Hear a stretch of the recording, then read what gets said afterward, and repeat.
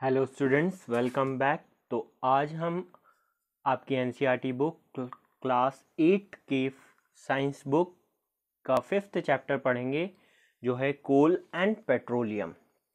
तो आपने ये तो सुना ही होगा, भाग मिल्खा भाग में, कोयला काला है पर सच्चा है साला है, अंदर काला बाहर काला पर सच्चा है साला। तो ये कोयला आखिर क्या होता है? मतलब कि कोल और पेट्रोलियम से याद आया होगा अल हबीबी, शेख, दुबई, सऊदी अरब, जहाँ सबसे ज़्यादा दुनिया के पेट्रोल रिजर्व्स हैं।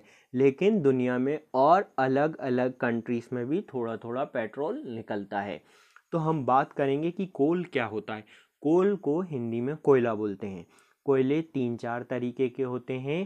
पहले तो ये समझ लें कि कोयला जो होता है वो नेचुरली कहाँ से मिलता है। जैसे कि ज़मीन में से सोना निकलता है, चांदी निकलती है, डायमंड निकलते हैं, वैसे ही ज़मीन के अंदर कोयला बनता है। ये नेचुरली बनता है। और किससे बनता है? प्लांट से बनता है। जो प्लांट या फॉरेस्ट ज़मीन के अंदर जो दब जाते हैं तो उनसे कोयला बनता है। तो हम देखेंगे कोयला दिखता कैसा है। बिल्कुल काला, इस तरह का, पत्थर की तरह होता है। ये आपने जनरली लगेज ट्रेन्स में जाते हुए देखा होगा कि एक जगह से दूसरी जगह ट्रेन्स जो होती हैं वो इनको कैरी करती हैं। ये जहाँ पे निकलता है वहाँ से उन फैक्ट्रीज में ले जाते हैं, जहाँ पे या तो कोयले को जलाकर क्या बनाया जाता है, डिफरेंट टाइप के मटेरियल भट्टी में इस्तेमाल किया जाता है, मतलब फर्नेंस में, या हम कोल को इस्तेमाल करते हैं बिजली बनाने में। तो ये सब हम आगे चैप्टर में देखेंगे। फिर स्टूडेंट्स आते हैं हम किस पे? पेट्रोलियम पे। पेट्रोलियम और पेट्रोल में बहुत फ़र्क होता है। पेट्रोल एक सिंगल वर्ड है जो ये बताता है कि वो चीज़ जो आपकी बाइक में या कार में डाली जाती है जिससे वो गाड़ी चलती है, वो उसको एनर्जी प्रोवाइड करती है। लेकिन पेट्रोलियम शब्द का मतलब होता है, इसमें सारा आता है, मतलब सब कुछ। जो भी क्रूड ऑयल बोलते हैं ना, कच्चा तेल, कच्चा तेल को हम सेकंड नेम क्या बोल सकते हैं? पेट्रोलियम।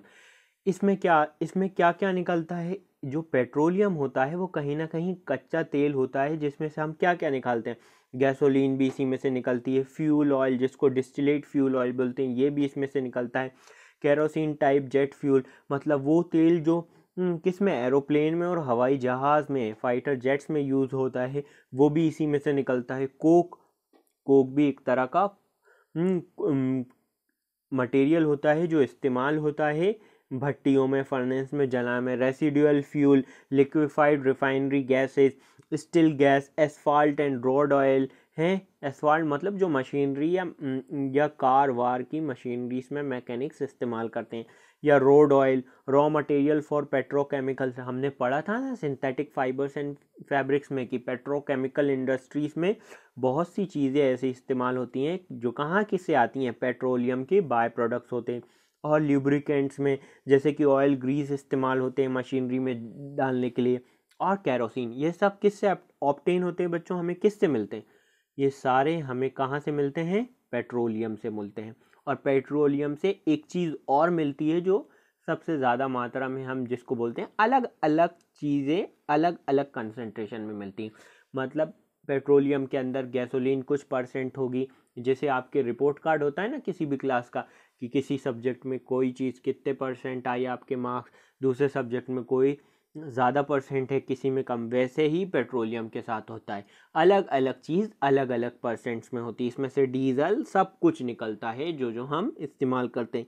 यहाँ से आप जो वैसलीन लगाते हैं वो भी वैक्स के फॉर्म में पेट्रोलियम से निकलती है। तो बहुत सारी चीज़ें हैं, तो इस चैप्टर में हम उनके बारे में डिस्कस करेंगे। बहुत से ऐसे सामान हैं जो डे टू डे लाइफ में हम इस्तेमाल करते हैं, वो कहीं ना कहीं पेट्रोलियम से बनते हैं। Does a list include air, water and mineral? Since all these are obtained from nature, they are called natural resources. जो भी चीज़ हमें नेचर से मिलती है स्टूडेंट्स, उसको हम क्या बोलते हैं? Natural resources. क्या बोलते हैं? Natural resources. तो जो चीज़ हमें नेचुरल से मिल, हाँ, can we use all natural resources forever? भाई साहब का कहना है, ये भाई साहब जो हैं परेशान हैं, एक आंख के भाई साहब जो हैं आपको दिख रहे हैं, सर खुजा रहे हैं। इनका कहना है कि क्या आपके पास जो नेचुरल रिसोर्सेज होती हैं क्या आप हमेशा इस्तेमाल कर सकते हैं? तो आप इनसे कहेंगे नहीं बाबा, सारी नेचुरल रिसोर्सेज हमेशा आप इस्तेमाल नहीं कर सकते, क्योंकि बिड़ू ऐसा होगा कि कभी ऑयल ख़त्म हो जाएगा दुनिया से, पेट्रोल ख़त्म हो जाएगा हैं, तो फिर आप क्या करेगा, आप परेशान हो जाएगा, आपकी गाड़ी खड़ी रह जाएगी और आप कुछ भी नहीं कर पाएगा। तो आप ये समझ लें कि सारी की सारी नेचुरल रिसोर्सेज हमेशा आप इस्तेमाल नहीं कर सकते। कुछ को आप हमेशा इस्तेमाल कर सकते हैं और कुछ को नहीं कर सकते। तो इसी के बारे में डिस्कस करने के लिए हम देखेंगे कि हमने एक चीज़ और समझ लें।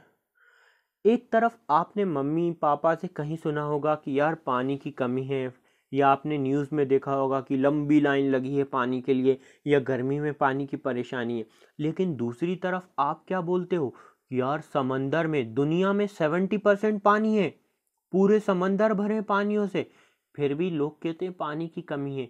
तो या तो मैं पागल हूँ या तो वो पागल है। ये हो सकता है ना, दुनिया में चारों तरफ पानी और फिर भी कहते हैं पानी की कमी है, प्यासे लोग परेशान हो रहे हैं, इन लोगों को साफ पानी नहीं मिल रहा। तो ये समझ लें आप पागल हो सकते हैं अगर ऐसा सोच रहे हैं। ऐसा क्यों? क्योंकि जो पानी है वो दो तरह का होता है। कैसा? एक होता है प्योर और एक होता है सॉल्टी। दुनिया में जो हम पानी पीते हैं बच्चों, वो होता है प्योर या मीठा पानी जिसको बोलते हैं, जो हम पीने में इस्तेमाल करते हैं, कपड़े धोने में इस्तेमाल करते हैं, या दूसरे काम करने में। ये सब कौन सा पानी होता है? ये पानी जो है बच्चों वो मीठा पानी या स्वीट वाटर जिसको बोलते हैं। ये पानी की कमी है, मतलब पीने के पानी की, साफ पानी की, वो पानी जो नमकीन नहीं है, जिसमें नमक नहीं है, प्योर है प्योर वाटर, उसकी कमी है। और ये हमें कहाँ से मिलता है बच्चों? सिर्फ माउंटेन पे जो बर्फ़ जमी है उससे मिलता है, नदियों से मिलता है, बारिश से मिलता है, और ज़मीन के अंदर जो ग्राउंड में प्रेजेंट है उससे मिलता है, जिससे हम वेल या हैंडपम्प के थ्रू निकालते हैं। और जो पूरा पानी समंदरों में है वो कैसा है? सॉल्टी है, नमकीन है। उसको आप अगर पी लोगे तो बीमार हो जाओगे, इसलिए हम उस पानी को इस्तेमाल नहीं कर सकते। अब समझ में आया आपको पानी का डिफरेंस, कि कौन सा पानी हम पी सकते हैं, इस्तेमाल कर सकते हैं, और कौन सा नहीं कर सकते हैं। इन एग्जॉस्टिबल नेचुरल रिसोर्सेज, ऐसी नेचुरल रिसोर्सेज बच्चों, इन एग्जॉस्टिबल नेचुरल रिसोर्सेज वो होती हैं जो ख़त्म नहीं होती, अनलिमिटेड होती हैं, and not likely to exhausted by human act. मतलब आपकी हमारी हरकतों से जो नेचुरल रिसोर्सेज ख़त्म नहीं हो, उन्हीं को क्या बोलते हैं बच्चों? हम इन एग्जॉस्टेबल नेचुरल रिसोर्सेज। तो आपको हैरानी होगी कि वो क्या क्या है नेचुरल रिसोर्सेज। वो सनलाइट है, एयर है। ऐसा क्यों है? क्या आप सनलाइट ख़त्म हो जाएगी दुनिया से? क्या आप ऐसा सूरज आपकी हरकतों से ख़त्म हो जाएगा? अरे आप सूरज का कुछ नहीं बिगाड़ सकते। आप उसकी तरफ मुंह करके पानी फेंकेंगे ऊपर करके तो वो आपके ही मुंह पे उल्टा गिर जाएगा। सूरज ज़रा सा अर्थ के पास आ जाए और थोड़ा नियर आ जाए तो अर्थ के प्लांट पौधे और एनिमल्स जो हैं वो गर्मी से मरने लगेंगे। तो सूरज जो है एक फिक्स्ड डिस्टेंस पे, सनलाइट जो है जो आपको मिलती है, जो प्लांट्स को मिलती है, प्लांट उससे फूड बनाते हैं, फूड से वो एनिमल्स को खिलाते हैं और एनिमल बड़े होते हैं, एनिमल्स को आप खाते हो, प्लांट्स को खाते हो। ये सब किसके डिपेंडेंट है? सन पे। और सन, क्या आपने देखा है कि आपकी हरकतों से सनलाइट कम हो गई है ना? आप आंख पे उंगली हाथ रख के ये सोच सकते हैं कि सन मुझे नहीं दिख रहा, लेकिन ऐसा करने से सन थोड़ी चला गया। सन, आप सनलाइट को किसी भी तरीके से नहीं ख़त्म कर सकते, कि जब तक कि आप किसी कमरे में जाकर छुप के बैठ जाएं और कमरे के सारे गेट और दरवाजे बंद कर लें और उनको ब्लैक कलर से कवर कर दें, ग्लास विंडोज़ को, तब जाके सनलाइट आप तक नहीं पहुंच पाएगी। लेकिन आप अपनी हरकतों से आप सनलाइट को ख़त्म नहीं कर सकते। दूसरी चीज़ जो है, जो इन एग्जॉस्टिबल नेचुरल रिसोर्सेस है, वो है एयर, हवा। अब अर्थ के एटमॉस्फेयर में जो एयर प्रेजेंट है उसको आप क्या ख़त्म करते हो? एयर, आप यही समझ रहे होंगे एयर क्या है। एयर अलग है, ऑक्सीजन अलग है, कार्बन डाइऑक्साइड, ये आखिर भला क्या है? यही आपके दिमाग में क्वेश्चन आया होगा ना। एयर ऐसे समझ लें, एयर के अंदर सब कुछ है, जैसे carbon dioxide, oxygen, helium, nitrogen, atmosphere के अंदर वो सारी गैसेस जो आसपास प्रेजेंट है उन सबको जोड़ दिया जाए और ये कहा जाए कि इन सबको मिला के क्या कहा जाएगा, तो उसको हम एयर बोलते हैं। अगर एयर नहीं होगी तो अर्थ से लाइफ खत्म हो जाएगी। ना मैं यहाँ पर बैठा हूँगा आपको पढ़ाने के लिए, ना आप पढ़ पाएंगे। तो एयर का इतना सिग्निफिकेंस है। अब एयर के अंदर कुछ परसेंटेज में ऑक्सीजन होती है, कुछ परसेंटेज में बच्चों क्या होती है, कार्बन डाइऑक्साइड होती है, अलग अलग गैसेस होती हैं। अब बच्चों हम बात करेंगे एग्जॉस्टिबल नेचुरल रिसोर्सेस। ये क्या होती है, लिमिटेड होती हैं, मतलब ये इनको इस्तेमाल करने से हमारी वजह से ये दुनिया में ख़त्म हो सकती हैं। तो ये समझ लें ये लिमिटेड रिसोर्सेस हैं, एग्जॉस्ट हो जाती हैं ह्यूमन एक्टिविटी से, मतलब हमारी हरकतों से ये ख़त्म हो सकती हैं हमारे कंटिन्यूसली इस्तेमाल करने से। अब क्या क्या दिया इसमें, पहली चीज़ क्या दी है, फॉरेस्ट। दे धनाधन लकड़ी काटो, लकड़ी जलाओ और फिर उससे घर की चौखट बनाओ, दरवाजे बनवाओ। तो भाई जंगल आपके पापा का नहीं है, वो धीरे धीरे ख़त्म हो जाएगा, क्योंकि 20 या 30 साल में एक पेड़ लगता है। तो ये आप समझ लें। तो आपकी हरकतों से जंगल ख़त्म हो सकता है। या आप गए और दूसरी परेशानी क्या है, आप कुछ नहीं करे, वहाँ गए, आप मान लो पिकनिक पे गए, आपने पॉलीथीन फेंक दी और फलाना ढिमका, मतलब सारा पॉल्यूशन करके आ गए। वहाँ गए, किसी पेड़ के पास यूरिन कर दी, अब पता चल रहा है वहाँ ज़्यादा सॉल्ट चला गया तो पेड़ ही सूख गया। तो आपकी हरकतों की वजह से जंगल को नुकसान पहुँच रहा है, जाने या अनजाने में। तो ये क्या है, एग्जॉस्टिबल नेचुरल रिसोर्सेस हैं। आप जो पेजेस इस्तेमाल करते हैं पढ़ने में, ये भी कहीं ना कहीं वुड या पल्प के बनते हैं, पेड़ के इस्तेमाल करने से। आप ज़्यादा से ज़्यादा पेज खर्चा करेंगे तो ज़्यादा से ज़्यादा पेड़ कटेंगे, इसका मतलब पढ़ाई छोड़ दें, यही सोच रहे होंगे ना आप। तो आपका दिमाग थोड़ा सा हिल चुका होगा। आप कम पेजेस में ज़्यादा लिखें, लाइनें कम छोड़ें, इस तरीके से आप पेड़ को बचा सकते हैं, लेकिन बगैर पढ़े आप नहीं बचा सकते, समझे। तो इतना अच्छा वैलिड रीज़न ना दें किसी को कि हम पढ़ इसलिए नहीं रहे क्योंकि पेड़ कटते हैं, या तो वो सोचेगा कि ये पागल हो गए या हमें पागल समझते हैं। दूसरी चीज़, वाइल्ड लाइफ खतरे में है आपकी वजह से। आपके घर में एक पेड़ था जिस पे कोई चिड़िया रहती थी, उसका घोंसला था, आपने उसको काट दिया तो उसका घर खत्म हो गया, वो चीज़ें जो खाती थी उस पेड़ से वो खत्म हो गई। ऐसे ही हंटिंग की वजह से, पोचिंग की वजह से और कैप्चरिंग की वजह से लोगों को अलग अलग शौक हैं आजकल, मतलब लायंस भी पालते हैं लोग, चीता, लैयन, जैगवार और डॉल्फिन, ये सब घर में पालने की वजह से ये जंगल खाली हो गया। तो एक काम करो ना, आप अपना घर ही जंगल बना लो, क्या ज़रूरत है आप जंगल में जाके रहने लो जानवरों के साथ। मैं ये नहीं कह रहा कि आप ऐसे छोटे मोटी बर्ड्स ना पालें, मेरा मतलब ये है कि आप फॉरेस्ट की वाइल्ड लाइफ को नुकसान ना पहुंचाएं। मतलब ऐसे कि आपका मन कर रहा था कि आप अपने दोस्तों के बीच में कहें कि मेरे दादा ने शेर मारा था, मेरे पापा ने शेर मारा था, अब मैं जा रहा हूँ, मैं भी तुम लोगों को शेर मार के सेल्फी खींच के दिखाऊंगा उसके साथ। तो हंटिंग एक लॉ के फॉर्म में प्रोहिबिटेड एक्शन है, आपको पुलिस उठा के जेल में ले जाएगी। तो इसलिए ये बाद में कानून बनाए गए, क्योंकि सर फेरे लोगों से आप अपनी वाइल्ड लाइफ बचाने की कोशिश कर रहे हैं। अब आपके मन में ये सवाल ज़रूर होगा कि हम इस वाइल्ड लाइफ को क्यों बचा रहे हैं। तो बच्चों, आप हायर क्लासेस में एक चीज़ पढ़ेंगे कि हर चीज़ एक दूसरे पे डिपेंडेंट है। मान लो कोइंसिडेंटली अगर आपकी फैमिली में कोई एक्सपायर हो जाता है, जैसे आपकी मम्मी या पापा, तो आपका जो फैमिली का सिस्टम है वो पूरा डिस्टर्ब हो जाता है। पापा को मम्मी की जिम्मेदारी भी पूरी करना पड़ती है, मतलब सारी रिस्पॉन्सिबिलिटी बदल जाती है और पूरी फैमिली तहस नहस हो जाती है। ऐसा ही कुछ हमारा नेचर है, मतलब कुछ एनिमल्स के ख़त्म हो जाने से क्या हो जाएगा, पूरे जंगल का वातावरण दूषित। समझ में आया, मतलब पूरा सत्यम नाशम हो जाएगा, ये समझ लें आप। अब कुछ मिनरल्स होते हैं जो नेचर में होते हैं जो ख़त्म हो जाते हैं, एग्जॉस्टेबल, मतलब अलग अलग तरह के। ये खूबसूरत जो पत्थर आपको रेत में मिलते हैं या रेत में से आप उठा के बचपन में खेलते थे, ये कहीं ना कहीं मिनरल्स होते हैं।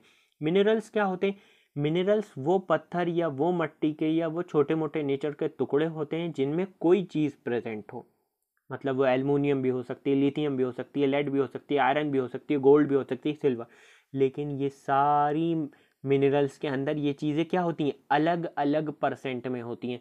जिसमें ज़्यादा परसेंट में होती हैं बच्चों, हम उसमें से निकालते हैं। हम हर पत्थर में से सोना, चांदी, हर पत्थर में कुछ ना कुछ तो होता है, लेकिन उसमें से नहीं निकालते, क्योंकि निकालने पे खर्चा आता है। हम उसी चीज़ को खरीद के बेचते हैं ना। अब आपने कोई चीज़ दुकान में बेचने के लिए लिए, मान लो आपने 10 रुपए की ली बच्चों, तो आप सोचोगे कि इसमें कम से कम खर्चा जो है, हम खरीद के कोई चीज़ आपको 10 रुपए की बेचना है तो सिंपल, आप उसको क्या कोशिश करोगे, 10 रुपए के अंदर बनाओ, 7 या 8 रुपए की बनाओ, 2 रुपए की मुनाफे में बेच दो। लेकिन किसी मिनरल्स में आपने 100 रुपए खर्चा किए कोई मिनरल्स निकालने के लिए, लेकिन उसमें से कितने का मिनरल्स निकला, सिर्फ 10 रुपए का, तो आपको उल्टा घाटा हुआ। इसलिए हर पत्थर में से आप मिनरल्स नहीं निकालते, इसके बावजूद उसमें प्रेजेंट हो। तो वो मिनरल्स जिसमें से कोई भी हम मेटल या नॉन मेटल निकालते हैं या सब्सटेंस निकालते हैं, उनको हम ओर कहते हैं। ओर, ORE, ये सुना होगा आपने। अब इसको हम बाद में देखेंगे। और क्या होता है, कोल हमने देख लिया है, और पेट्रोलियम क्या होता है ये भी देख लिया है, और natural gas. Natural gases generally आपने गुजरात में वडोदरा और दिल्ली में आप गए हों तो, या आप रहते हो तो आपने देखा होगा कि ये ग्रीन कलर की बसेस या ऑटो होती हैं जो किस पे बेस चलते हैं, नेचुरल गैस पे चलते हैं। इसकी नेचुरल गैस में क्या होता है, सबसे कम पॉल्यूशन होता है। सबसे कम पॉल्यूशन इसीलिए दिल्ली में ज़्यादातर ये गैस वाले व्हीकल इस्तेमाल करते हैं, क्योंकि दिल्ली में बहुत ज़्यादा पॉल्यूशन होता है, विजिबिलिटी कम हो जाती है किसमें, विंटर डेज में, और बहुत ज़्यादा एक्सीडेंट होते हैं। आपने सुना होगा न्यूज़ में, और आप देखते भी होंगे। तो ये सारे किसके एग्जाम्पल थे, एग्जॉस्टिबल नेचुरल रिसोर्सेज के। वो सारी चीज़ें जो आपकी हरकतों से दुनिया में ख़त्म हो सकती हैं, लाइक कोल, पेट्रोलियम और नेचुरल गैस। ईच ग्रुप में भी आ डिफरेंट कंजप्शन पैटर्न, इनको अलग अलग तरीके से इस्तेमाल किया जाता है। जैसे कोल है, इसको हम जला के क्या बनाते हैं, जलाने के बाद हम भाप बनाते हैं, पानी गर्म करते हैं, पानी की भाप जो प्रोड्यूस होती है उसको स्टीम जिसको बोलते हैं यहाँ, उससे हम क्या करते हैं, टरबाइन को मूव करते हैं और इलेक्ट्रिसिटी बनाते हैं, और उस इलेक्ट्रिसिटी को हम या तो सप्लाई करते हैं या हम फैक्ट्रीज में देते हैं। ये सारी चीज़ें हम सप्लाई करते हैं, देते हैं हम, तो हमें क्या, हमारी पूरी इंडस्ट्रीज़ उससे चलती हैं। हर छोटी सी छोटी चीज़ इंडस्ट्रीज़ में बनती है, या घर में हम जैसे ऑफिस से, इन सब किस पे डिपेंड होते हैं, इलेक्ट्रिसिटी पे। तो कुछ माइन्यूट पॉइंट हमने जैसे यहाँ छोड़ दिए, तो ये हम समझ लेते हैं। Entire economy and the industry of our country is based on the coal and petroleum. हमारे देश की अर्थव्यवस्था, मतलब सारी इनकम और प्रोडक्शन, ये सारी किस पे डिपेंडेंट होती है, कोल पे। क्योंकि कोल क्या करता है, इलेक्ट्रिसिटी बनाने में इस्तेमाल होता है, और मशीन और इलेक्ट्रिसिटी क्या करती है, मशीनों को चलाती है और घर के सप्लाई में। और जो पेट्रोलियम है बच्चों, वो किस चीज़ के इस्तेमाल में आता है, ट्रांसपोर्ट में। मतलब पेट्रोलियम अगर सस्ता होगा तो ट्रांसपोर्ट सस्ता होगा, आसानी से आप एक जगह से दूसरी जगह अपना सामान ले जा सकते हैं। तो ये बात आपको समझ में आई कि मसला क्या है, क्या समस्या है और इसका क्या समाधान है, ये देख सकते हैं और आगे चलते हैं। Like coal, petroleum, natural gases, they were found from the dead remains of living organism called the fossil, and all are known as fossil fuels. असल में जो कोल एंड पेट्रोलियम है ना, वो कैसे बनता है, कोई जानवर था, मतलब प्लांट या एनिमल था, वो मर गया, या पूरा फॉरेस्ट जो है वो ख़त्म हो गया, अब वो ज़मीन के अंदर दब गया, या तो अर्थक्वेक आया, या फ्लड आया, या बाढ़ आई, वो पूरा का पूरा मट्टी से वो जंगल भर गया, या जानवर जो थे या वहाँ पे जितने भी एनिमल्स थे वो बाढ़ के अंदर या दब गए तो वहीं मर गए। अब उनके ऊपर मट्टी की लेयर बाय लेयर बनती गई। जैसे आप ब्रेड के ऊपर बटर की लेयर लगाते हैं, फिर एक ब्रेड रखते हैं, फिर दूसरा ब्रेड रखते हैं, लेयर लगा, एक बहुत बड़ा बंच बनाते हैं ना, वैसे ही मट्टी उनके ऊपर एक लेयर, 2 लेयर बनाती गई, वो ज़मीन के अंदर जाते गए। इससे क्या हुआ बच्चों, इससे परेशानी ये नहीं हुई कि वो नीचे चलेगा, ये हुआ कि अब जब वो ज़मीन के ज़्यादा अंदर चले गए, तो आपने पढ़ा होगा ज्योग्राफी में कि अर्थ में क्या होता है, क्रस्ट, मेंटल, कोर। तो जैसे जैसे आप नीचे जाओ, वहाँ कोर में टेम्परेचर ज़्यादा है कोर से ऊपर, तो ज़्यादा से ज़्यादा हीट उनको अंदर जाके मिलने लगी अर्थ के अंदर, और प्रेशर बढ़ गया। प्रेशर कैसे, फोर्स अपॉन एरिया, ये तो प्रेशर होता है, मतलब ज़्यादा से ज़्यादा वज़न उनके ऊपर आने लगा। तो इस प्रेशर और टेम्परेचर की वजह से वो डेड ऑर्गेनिज्म जो हैं वो प्लांट एंड एनिमल ने क्या बना दिया, कोल और पेट्रोलियम। जो प्लांट्स हैं वो मरे हुए डेड प्लांट्स जो हैं वो कोल बनाते हैं, और जो डेड लिविंग ऑर्गेनिज्म हैं वो पेट्रोलियम बनाते हैं, या क्रूड ऑयल जिसको आप बोलते हो। तो ये किससे बन रहे हैं, ये फॉसिल से बन रहे हैं। हिंदी में आप बोलते हो ना इंसान के अस्थि पंजर, मतलब हड्डी का ढांचा, हड्डी के ढांचे को फॉसिल बोलते हैं हम, जो जमीन में मिले, तो इनको फॉसिल फ्यूल भी कहा जाता है।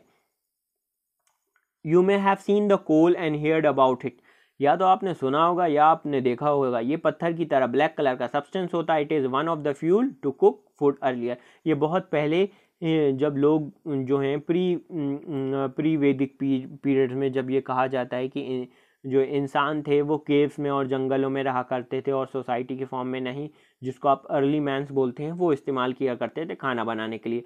It was use in railway engines to produce steam to run the engine. पहले आपने सुना होगा कि जो ट्रेन थी वो कोयले से चलती थी, भाप से। अब इलेक्ट्रिसिटी की ट्रेन इस्तेमाल होती हैं। तो वो ऐसा क्यों होता था कि रेलवे में, रेलगाड़ी में, जो ट्रेन में जो इंजन होता था उसमें कोयला जलाते थे, कोयला जला के पानी को गर्म करते थे। जब पानी को गर्म करते थे तो स्टीम प्रोड्यूस होती थी और स्टीम से स्टीम इंजन चलता था। एक ये तरह की थर्मल पावर प्लांट होता था। और आज हम कोल को कहाँ इस्तेमाल करते हैं, थर्मल पावर प्लांट में, ताकि हम इलेक्ट्रिसिटी प्रोड्यूस करें। कोल को फ्यूल के फॉर्म में भी इंडस्ट्रीज में इस्तेमाल किया जाता है। About 300 million years ago, Earth has a dense forest in a low-lying wet areas. 300 million साल पहले की बात है कि अर्थ में, दुनिया में बहुत घने जंगल हुआ करते थे। वो घने जंगल नीचे के इलाके में थे, मतलब दलदली इलाके में, समतल इलाके में, पहाड़ों पे नहीं हुआ करते थे। तो अचानक यहाँ पर नमी पाई जाती थी। मतलब ये एरिया जो था बच्चों, यहाँ पर थोड़ा थोड़ा पानी पाया जाता था, इसीलिए पेड़ और फॉरेस्ट यहीं थे। अब क्या हुआ, थोड़ी समस्या और टाइम बढ़ता गया, और इसके साथ नेचुरल प्रोसेस हुई, जैसे कि बाढ़ आई और ये फॉरेस्ट सॉइल के नीचे दब गया, मट्टी के अंदर, और सॉइल इसके ऊपर जमती गई, और इसकी वजह से कंप्रेशन होता गया इन फॉरेस्ट में, और टेम्परेचर बढ़ता गया, और ये बहुत ज़मीन के नीचे जाते गए। और इस हाई प्रेशर और हाई टेम्परेचर की वजह से ये डेड प्लांट धीरे धीरे किस में कन्वर्ट हो गए, कोल में। अब ये समझ में आया कि कोल कैसे बना। Coal contain mainly carbons. The slow process of conversion of dead vegetation into a coal is called carbonization. ये प्रोसेस जिसमें बहुत स्लो कन्वर्जन होता है किसी भी डेड वेजिटेशन का इनटू कार्बन फॉर्म में, उसको हम कार्बोनाइजेशन बोलते हैं। Since it was formed from the remains of vegetation and coal is also called fossil fuels. अब क्या हुआ, ये मरे हुए प्लांट से बना हुआ है, तो इसको हम फॉसिल फ्यूल्स भी बोलते हैं, क्योंकि ये मरे हुए प्लांट्स, मतलब डेड प्लांट्स के पार्ट से बना है, मतलब फॉसिल से बना है। अब ये आपको समझ में आया। अब आप देखें कि ये कोल माइन आपको दिख रही है, जहाँ पर एक्सकेवेशन हो रहा है, मतलब हम निकाल रहे हैं किसको, खदानों में से, माइंस में से कोयले को। अब कोयला जो होता है वो मेनली, कोल जो होता है वो 3 टाइप का होता है। पहला तो ये सॉलिड होगा। जब सॉलिड होगा तो क्या होता है, सॉलिड के फॉर्म में ये कोक होता है। हम ये देखेंगे कि कोल को कोक कैसे बनाया जाता है और कैसे हमें मिलता है, और कोक जो होता है वो किस इस्तेमाल में आता है। जनरली कोक को हम बच्चों किस लिए इस्तेमाल करते हैं, ये इसलिए इस्तेमाल करते हैं क्योंकि ये इस्तेमाल होता है आयरन बनाने में। दूसरी चीज, लिक्विड फॉर्म में जो कोल होता है, जिसको हम कोलतार बोलते हैं, या डामर आपने सुना होगा, ये इस्तेमाल होता है ड्रग बनाने में, डाइस बनाने में, परफ्यूम बनाने में। और एक होता है गैस फॉर्म ऑफ कोल, मतलब कोल से जो गैसेस मिलती हैं वो फ्यूल की तरह इस्तेमाल होती हैं इंडस्ट्रीज में। ये बात समझिए आपने कि 3 फॉर्म होते हैं, किसके, हमारे भाई कोल के। एक तो सॉलिड जो कोक के फॉर्म में होता है, एक लिक्विड जो कोलतार होता है, और एक कोल गैस जो गैसियस फॉर्म में होती है। When heated in air, coal burns and produce a carbon dioxide. जब भी हम कोल को जलाते हैं तो क्या होता है बच्चों, क्या होता है, कार्बन डाइऑक्साइड बनती है, क्योंकि कोल बना किस चीज का है, कार्बन का। और कार्बन जब ऑक्सीजन से कंबाइन होती है तो बच्चों क्या बनता है, carbon dioxide. Coal is processed in industries to get some useful products such as coke, coal tar and coal gas. अब हम कोल की प्रोसेसिंग करते हैं तो हमें सॉलिड, लिक्विड और गैस के फॉर्म में कुछ केमिकल्स मिलते हैं जिसको हम कोक, कोलतार या कोल गैस बोलते हैं। तो पहले समझ लेते हैं कोक क्या होता है। तो पहले देख लो आप, कोक ऐसा दिखता है। ध्यान से देख लें कि ये पत्थर की तरह सख्त नहीं होगा, सख्त मतलब कड़क नहीं होगा जैसे कि कोल था।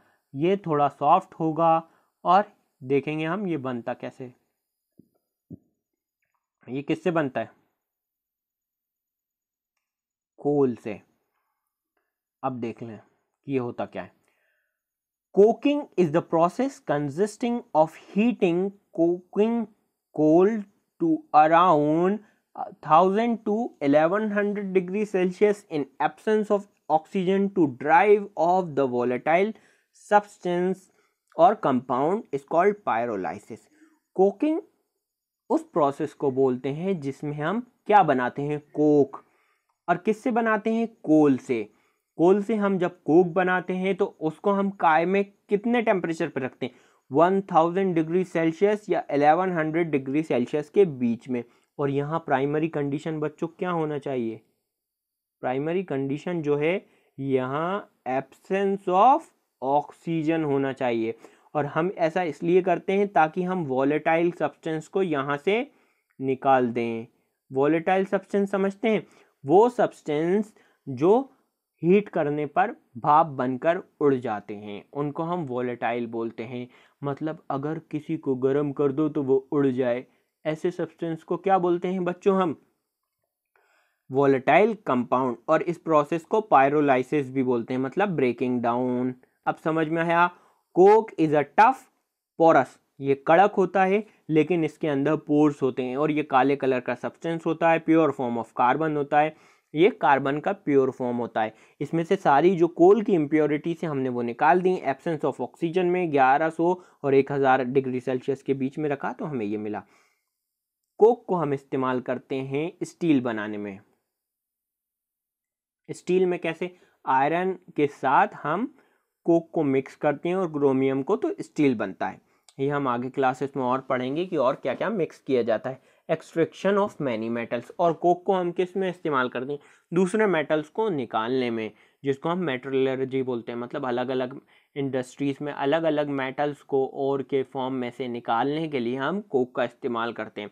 अब आते हैं हम कोल तार पे। ऐसा कलर का आपने सुना होगा, डामर टाइप का सब्सटेंस जो रोड बनाने में इस्तेमाल होता है। ध्यान से देखें, इसको बोलते हैं कोल तार। ये जो कोल तार है इसका क्या काम होता है? जनरली ये रोड्स वोड्स के कंस्ट्रक्शन में यूज होता है। कोल तार क्या होता है हम देखें एक बार। सॉरी, कोल तार is obtained by cooling the gas that is formed during the destructive distillation of coal to approximately ambient temperature. कोल तार जब बनता है जब हम किसको? उस गैस को कूल कर दें जो कोल को डिस्ट्रक्टिव डिस्टिलेशन के बाद ऑब्टेन हुई है। मतलब हमने कोल में कुछ रिएक्शन करी, उस रिएक्शन को समझ लें डिस्ट्रक्टिव डिस्टिलेशन। डिस्टिलेशन आप समझते हैं कि एक एपरेटस होता है, नीचे से हीट करते हैं और अलग अलग टेम्परेचर्स के बेसिस पे अलग अलग चीज़ें सेपरेट हो जाती हैं। मतलब डिस्टिलेशन वो केमिकल प्रोसेस हम अप्लाई करते हैं जिसमें कोई दो चीज़ें होती हैं, एक जो इवापरेट नहीं हो गर्म करने पर और दूसरी जो हो जाए। तो एक दूसरे को अलग करने के लिए हम उसको हीट देते हैं, तो जो इवापरेट होती है वह इवापरेट होकर दूसरी जगह इकट्ठा हो जाती है। कोल तार जब ऑब्टेन होता है जब हम उस कोल गैस को कूल डाउन करें, तो नीचे जो सब्सटेंस बचता है वो कोल तार होता है। ये थिक कलर का डार्क लिक्विड होता है जो बाय प्रोडक्ट होता है। किसका बाय प्रोडक्ट होता है? कोक और कोल गैस का। जब आप कोक बना रहे हो और कोल गैस बना रहे हो तो जो बाय प्रोडक्ट जो प्रोड्यूस होता है बच्चों, उसको हम कोल तार बोलते हैं। मतलब जब आप कोल गैस बना रहे हो या कोक बना रहे हो तो नीचे जो चिपचिपा गाढ़ा सा काले कलर का सब्सटेंस मिलता है उसको हम कोल तार बोलते हैं। अब ब्लैक थिक अनप्लेजेंट स्मेल का जो लिक्विड होता है ये क्या होता है? कोल तार। It is a mixture about 200 substance. ये जो है ये मिश्रण होता है 200 से ज़्यादा तत्वों का मतलब 200 सब्सटेंस।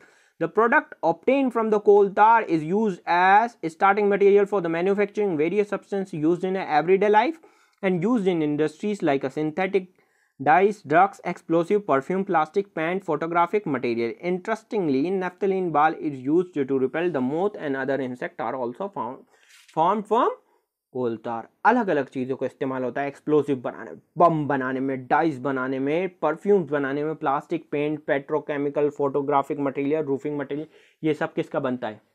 कोल तार से हम बनाते हैं। और नेफ्थलीन बॉल्स जो हम कपड़ों के बीच में रखते हैं ताकि या किताबों के बीच में, क्योंकि उसमें इंसेक्ट ना लगे, वो कहाँ से हमें मिलती हैं? वो भी किसकी बनी हुई होती हैं बच्चों? वो भी कोल तार से ही आप बनाते हैं। ये रही आपकी नेफ्थलीन बॉल।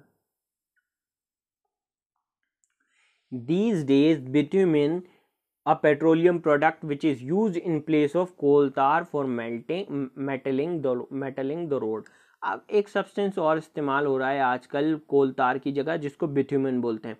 ये टुकड़े टुकड़े के फॉर्म में जो आपको यहाँ पे स्प्रेड करा हुआ दिख रहा है, ये बिट्यूमेन है। बिट्यूमेन क्या ऐसा सब्सटेंस होता है जिसको हम रोड बनाने में इस्तेमाल करते हैं कोल तार के साथ। वो मजबूती बढ़ाता है और बहुत काम, मतलब रोड की लाइफ बढ़ा देता है। मतलब हमारी बनाई हुई रोड जो होती है वो ज़्यादा दिनों तक चलती है। अब समझ में आया? और पानी को रिपेल करता है। आजकल हम ज़्यादा इस्तेमाल कर रहे हैं बिट्यूमेन को कोल तार के साथ। अब आते हैं कोल गैस। अब हमें पता है जब भी आपको कोल को कोक बना रहे हो तो जो गैस बनती है साथ में उसको हम क्या बोलते हैं? जब आप क्या बना रहे हो? कोल से कोक बना रहे हो तो जो गैस जो होती है जो बाय प्रोडक्ट में या साथ में मिलती है उसको हम क्या बोलते हैं? उसको हम कोल गैस बोलते हैं। लंदन में बहुत टाइम पहले 1810 में और न्यूयॉर्क में 1820 में कोल जो गैस थी उसका इस्तेमाल किया गया था स्ट्रीट लाइट को जलाने में। अब समझ में आया? स्ट्रीट लाइट जलाने में इस्तेमाल किया गया था। अब ये देखें,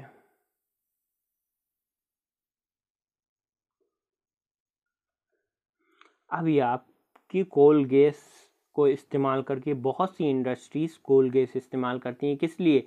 ईंधन के तौर पे। ईंधन मतलब फ्यूल के तौर पे, ताकि वो उसको जलाएं और जलाने के बाद जो हीट प्रोड्यूस हो सके उससे दूसरी चीज़ गर्म करें। जैसे आप घर में एलपीजी सिलेंडर यूज़ करते हैं ताकि खाना बना सकें, वैसे ही इंडस्ट्रीज कोल गैस को इस्तेमाल करती हैं ताकि अलग अलग चीज़ों को हीट करें और अलग अलग चीज़ें बना सकें।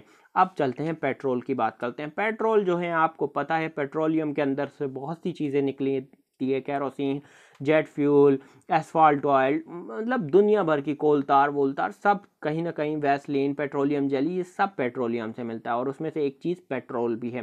पेट्रोल और डीजल काय से मिलता है आपको? जो एक नेचुरल रिसोर्स है पेट्रोलियम से निकलता है बाकी प्रोडक्ट्स के साथ।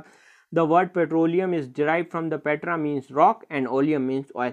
पेट्रोलियम ये वर्ड आया है, पेट्रा का मतलब रॉक होता है, ओलियम मतलब ऑयल, ये दोनों के मिलने से बनता है। अब आपको do you know how petroleum is form? क्या आपको पता है कि पेट्रोलियम कैसे बनता है? Petroleum was formed from the organism living in the sea. अब आप ये दिमाग लगा रहे होंगे कि पेट्रोलियम जो है वो सी में कैसे बना। आप साइंटिस्ट को ये कैसे पता चला कि पेट्रोलियम सी में बना है ना? यही तो आप ये देखें बच्चों, जो पेट्रोलियम है वो आपको वाटर के ऊपर मिल रहा है।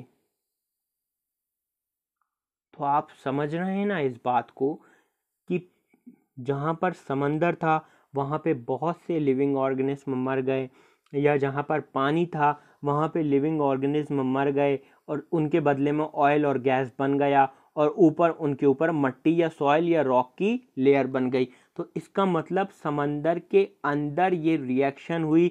The petroleum was formed from the organism living in the sea and these organism died. क्या हुआ? These organisms died and their bodies settled at the bottom of the sea and got covered with the layer of sand and clay. Over a million of years, absence of air and high temperature and high pressure क्या हुआ? Transformed the dead organism into petroleum and the natural gas. अब बात समझ में आई? अब आपके दिमाग में ये बात समझ में आई कि कैसे सी के अंदर पेट्रोलियम बना, कि जो डेड ऑर्गेनिज्म थे वो बेचारे मर गए, ज़मीन के अंदर दब गए, मट्टी की लेयर्स उन पर चढ़ गई और उसके ऊपर ज़्यादा प्रेशर हुआ। जब प्रेशर हुआ तो वो हाई टेम्परेचर और हाई प्रेशर की कंडीशन में अपने आप को बदल कर क्या बना लिया उन्होंने? पेट्रोलियम, जिसमें से मेनली हम पेट्रोल और डीजल को ज़्यादा इस्तेमाल करते हैं। ये कुछ डिस्क्रिप्शन है कि यूएसए में और इंडिया में कब कब ऑयल फील्ड लगी और कहाँ कहाँ रिजर्व्स हैं। Refining of petroleum. Petroleum is a dark oily substance, it has unpleasant order. Petroleum जो होता है वो डार्क कलर का ऑयली सब्सटेंस होता है, उसमें से अजीब सी स्मेल आती है। और पेट्रोलियम में से क्या निकलता है? पेट्रोलियम गैस निकलती है, पेट्रोल निकलता है, डीजल निकलता है, लिब्रिकेटिंग निकलता है, पैराफिन वैक्स मिलती है। ये सारी चीज़ें पेट्रोल से निकलती हैं। अब क्या क्या निकलती हैं पेट्रोलियम से और क्या क्या बनता है, ये आपको हमने पिछले सिंथेटिक फाइबर एंड फैब्रिक्स में भी बताया कि यहाँ तक कि स्विचेस हुए, आपके पेंट ब्रशेस हुए, लाइफ हुए, टेप इंचेस होते। मतलब जितनी भी चीज़ें देख रहे हैं कहीं ना कहीं उसमें किसका रोल है? दिस मेड फ्रॉम ऑयल, जिसको आप पेट्रोलियम ऑयल्स बोलते हो, पेट्रोलियम बोलते हो, ये कहीं ना कहीं उनसे ऑब्टेन होता है। अब आइए बात समझ में कि ये कितनी इम्पोर्टेंट है। The process of separating the various constituent fraction of petroleum is known as petroleum refining. आपने सुना होगा पेट्रोलियम रिफाइनरी मुंबई साइट है, या आप यहाँ से Kanpur side refinery petroleum refinery है। तो इन साइड इसमें क्या होता है बच्चों? इसमें उस पेट्रोलियम को, उस कच्चे तेल को लिया जाता है। हम दूसरे देशों से क्या करते हैं? कच्चा तेल खरीदते हैं, उस कच्चे तेल में से पेट्रोल निकाल लेते हैं, डीजल निकाल लेते हैं, केरोसिन निकाल लेते हैं, और उन सब को निकालते हैं और अलग अलग इस्तेमाल करते हैं। ये सारी अलग अलग निकालने वाली कंडीशन जो होती है भाइयों दोस्तों, ये कहाँ होती है? ये इस रिफाइनरी में होती है, जिसको हम पेट्रोलियम रिफाइनरी बोलते हैं। यहाँ पे इसको अलग अलग सेपरेट किया जाता है, अलग अलग कंडीशन के हिसाब से इस्तेमाल किया जाता है। जैसे यहाँ दिया बिथुमेन पेंट और रोड सर्फिंग में, पैराफिन वैक्स, ऑइंटमेंट, कैंडल और वैसलीन में, लुब्रिकेंट ऑयल लुब्रिकेशन में, diesel fuel for heavy Motors and electric generator, kerosene for fuel for the stop lamps and jet and petrol motor fuel, aviation fuel. और ये अलग अलग के हिसाब से अलग अलग चीज़ों को सेपरेट किया जाता है, क्योंकि अलग अलग उनके इस्तेमाल होते हैं। अब बात समझ में आई आपको? अब चलते हैं हम नेचुरल गैसेस के ऊपर। हाँ, ये थोड़ा सी चीज़ें यहाँ डिस्क्रिप्टिव वे में दिया है कि पेट्रोलियम से हमने सिंथेटिक फाइबर एंड फैब्रिक्स में पढ़ा था कि पॉलीथीन, फाइब्रिक्स, एक्राइलिक, ये कहीं ना कहीं पेट्रोलियम नाइल पे डिपेंडेंट होते हैं। यही चीज़ हमने डिस्कस वहाँ करी थी कि पेट्रोकेमिकल इंडस्ट्रीज जो होती हैं वो बहुत सारे फैब्रिक्स को सपोर्ट करती हैं। अब हम चलते हैं नेचुरल गैस पे। अब नेचुरल गैस क्या होती है? Natural gas is very important fossil fuel because it is easy to transport through pipe. ये बहुत आसानी से पाइप्स के थ्रू हम ट्रांसफ़र कर सकते हैं।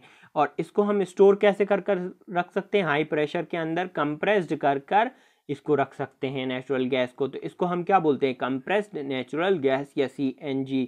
और इसको हम पावर जनरेशन में भी इस्तेमाल करते हैं, जनरली मशीनरी में इस्तेमाल करते हैं, ऑटोमोबाइल्स में इस्तेमाल करते हैं, बसेस में इस्तेमाल करते हैं। इसलिए हम क्या बोलते हैं? इसको पावर जनरेशन में इस्तेमाल करते हैं।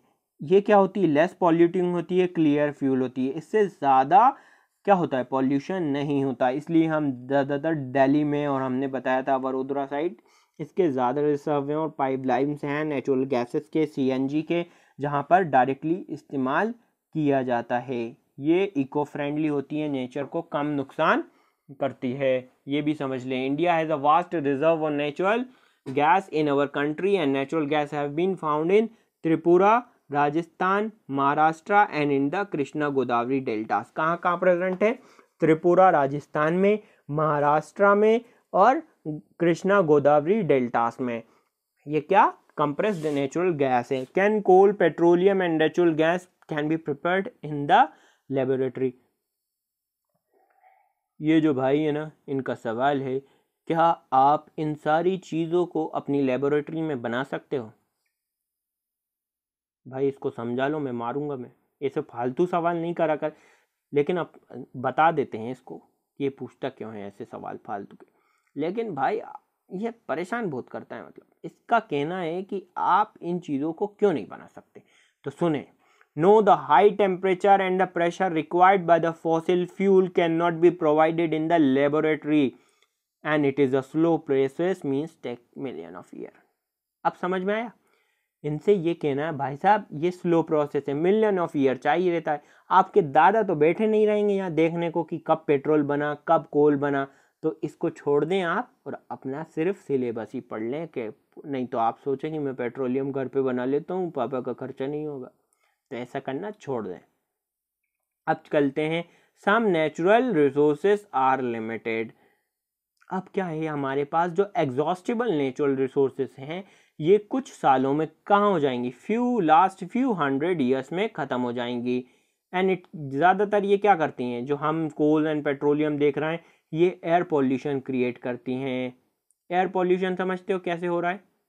जो कार्बन डाइऑक्साइड और ज़्यादा गैसेस जो बर्न हो रही हैं वो नेचर में जा रही हैं और ये ग्लोबल वार्मिंग क्रिएट कर रही हैं। जैसे CO2 है, CO2 जो है वो कार्बन जो है ना बच्चों, इसमें ये कार्बन हीट को एब्जॉर्ब करता है। जब हीट को एब्जॉर्ब करता है तो अर्थ का टेम्परेचर बढ़ जाता है। जब अर्थ का टेम्परेचर बढ़ जाता है तो पूरी अर्थ ज़्यादा हीट अप होने लगती है और इसी प्रोसेस को हम क्या बोलते हैं, ग्लोबल वार्मिंग। तो हमें बेटर इन्वायरमेंट बनाने के लिए कोई अल्टरनेटिव चीज़ें इस्तेमाल करना पड़ेंगी। इसीलिए दुनिया भर की कंट्रीज अलग अलग तरह के कानून बनाती हैं और UN रेजोल्यूशन पास करता है। UN मतलब यूनाइटेड नेशन और अलग अलग ऑर्गेनाइजेशन कि भैया सारे लोग साथ आ जाओ और ग्रुप प्रोजेक्ट के तौर पे हम क्या करते हैं, दुनिया को बचाते हैं। और सब अपना अपना थोड़ा थोड़ा योगदान करते हैं। मीटिंग्स होती हैं, समिट होती हैं। जैसे petroleum conservation research association advises people how to save petrol and diesel while driving. तो ये कुछ उन्होंने तरीके बताएं जिससे आप क्या कर सकते हो। जो petroleum conservation research and association है उसका कहना है कि आप पेट्रोलियम और डीजल की वेस्टेज को बचा सकते हो। पहले तो आपको कांस्टेंट और मॉडरेट स्पीड पे गाड़ी चलाना है। मतलब बार बार रेस नहीं देना भ्रूम भ्रूम भ्रूम भ्रूम करके, है ना। ना आपको व्हीली मारना है, ना स्टॉप ही मारना है ना सर्कल कंप्लीट करना है व्हीली मार के। तो ज़्यादा से ज़्यादा मॉडरेट स्पीड पे आपको अपनी गाड़ी कांस्टेंट स्पीड पे चलाना है। अब इंजन को बंद कर दें ट्रैफिक लाइट पे। ट्रैफिक लाइट तोड़ के, सिग्नल तोड़ के जाने की कोशिश ना करें बूम बूम करते हुए आड़े तिरछे रास्ते से, और वेट करें। मतलब दुर्घटना से देर भली, हिंदी में यही बोलते हैं ना, लिखा होता है ट्रैफिक सिग्नल के आसपास कि एक्सीडेंट से लेट होना अच्छा है। Ensure the correct type of tyre pressure. और भाई जो अपने आप जहाँ से एयर फिल करवाते हैं उससे पूछ लें कि आपके टायर में हवा है ना, बराबर हवा है ना आपके टायर में, जिसकी वजह से पेट्रोल और डीजल का ज़्यादा खर्चा ना हो। और रेगुलर मेंटेन करें। अब पता चल रहा है आपकी जो गाड़ी है वो बुढ़ी हो गई और फिर भी आप उसी में पेट्रोल डलवा के डीजल का डलवा के सर्विसिंग नहीं करवाए तो वो ज़्यादा से ज़्यादा डीजल खाएगी और आपका कोई फ़ायदा नहीं होगा और ज़्यादा आपके पैसे खर्चा होंगे, है ना। इसलिए बुढ़ी गाड़ी को बेच के नई गाड़ी खरीदने का सोचें और या तो उसकी मेंटेनेंस करवा लें। आप बच्चों अब तक के लिए इतना। अब हम मिलेंगे आपको नेक्स्ट वीडियो नेक्स्ट चैप्टर में। जब तक के लिए थैंक यू, बाय।